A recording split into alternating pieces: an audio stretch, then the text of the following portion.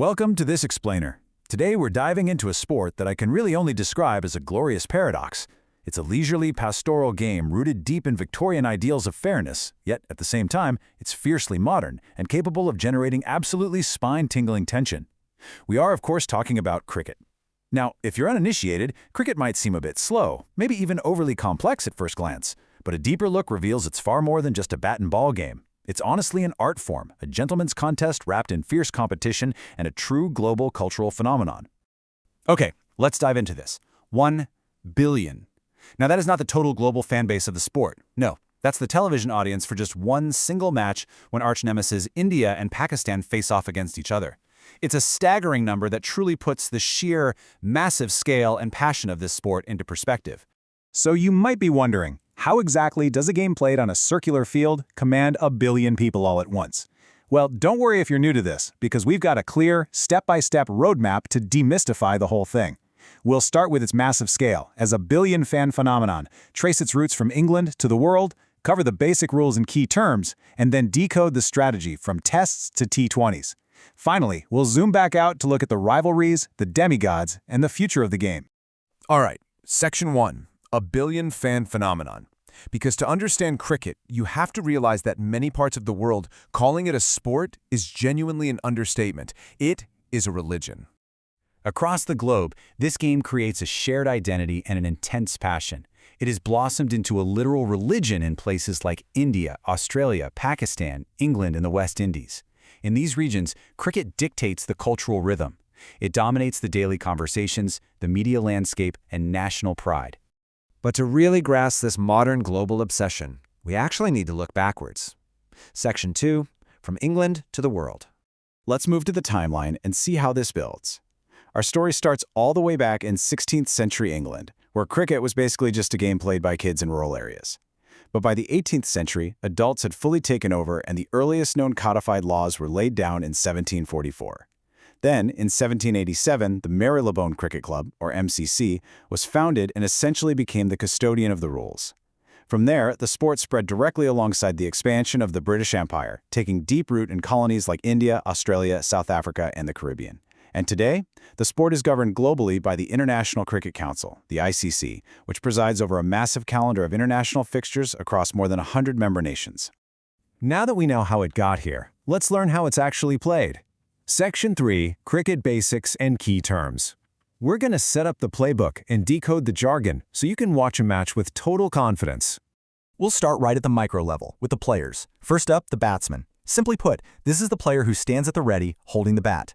They are the primary point of attack for scoring. Their whole job is to strike the ball and attempt to score runs. Next up is the bowler. This is the player delivering the ball to the batsman. You can kind of think of them like a pitcher in baseball, but with completely different mechanics.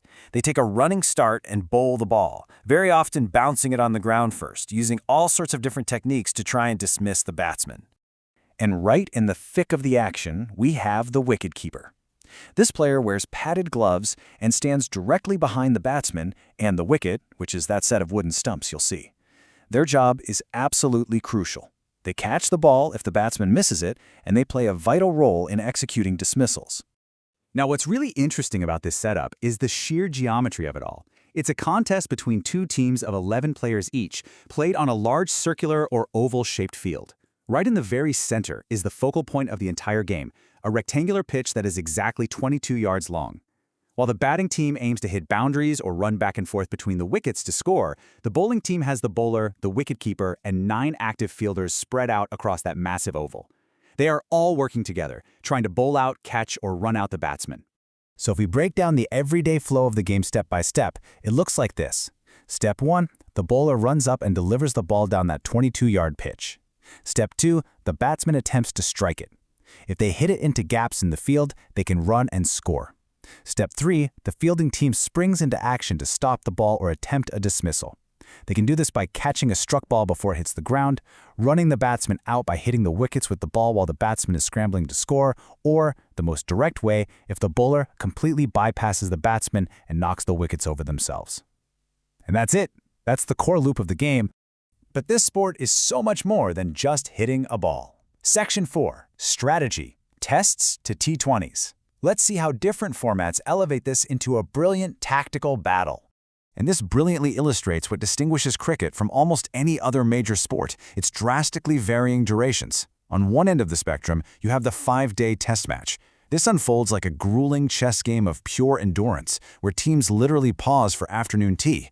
Captains have to strategize for days, deciding when to declare an innings, setting complex fields to exploit a batsman's weakness, and rotating fiery fast bowlers with deceptive spin bowlers. Batsmen might spend hours just defending to build an innings. But then, on the total opposite end, you have T20 cricket. This is a thrilling, 3-hour, high-octane sprint. It is entirely about risk management, strike rotation, and raw aggressive stroke play. The ability for players to shift between patient endurance and explosive aggression, that is the true magic of the sport. Having explored the mechanics and strategy, let's zoom back out to the macro level. Section 5, Rivalries, Demigods, and Unity. This is where the profound cultural significance of the game really shines. The international competition in cricket runs incredibly deep. Just look at the Ashes. This is a historic test series between England and Australia that carries well over a century of fierce history and national pride. It's genuinely one of the oldest and most intense rivalries in all of sports, completely captivating both nations every single time they meet. Meanwhile, over in South Asia, specifically India, Pakistan, Sri Lanka, and Bangladesh, cricket exerts an enormous cultural influence. The top stars aren't just athletes, they're venerated as literal demigods. And this passion has evolved into massive commercial success. Blockbuster tournaments like the Indian Premier League or IPL have totally revolutionized the sport by merging elite athleticism with immense commercial investment, pure entertainment, and an intense celebrity culture. But perhaps most beautifully, cricket serves as a powerful unifier.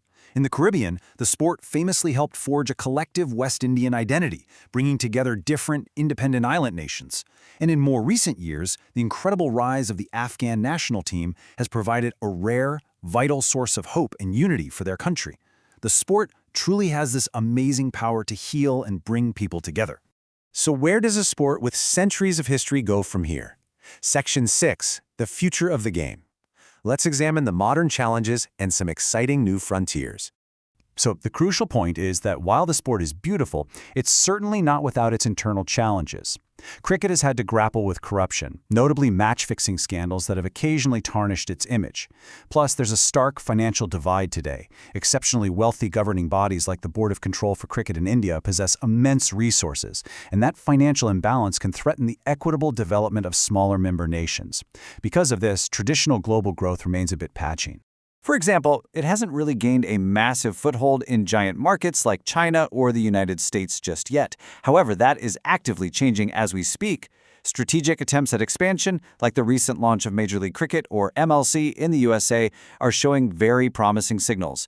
The sport is looking straight toward the future, actively seeking to capture entirely new audiences. At the end of the day, cricket demands physical skill, intellectual sharpness, and incredible emotional resilience. Whether it's the 5-day ebb and flow of a test match or a nail-biting last-ball thriller in a T20 sprint, it offers an enduring magic that for billions of people is quite literally a way of life. Now that you've got the playbook, the terms, and the history, as it pushes into new frontiers like the US, the ultimate question is, will cricket change the world, or will the world finally change cricket? Thanks for joining us for this explainer today.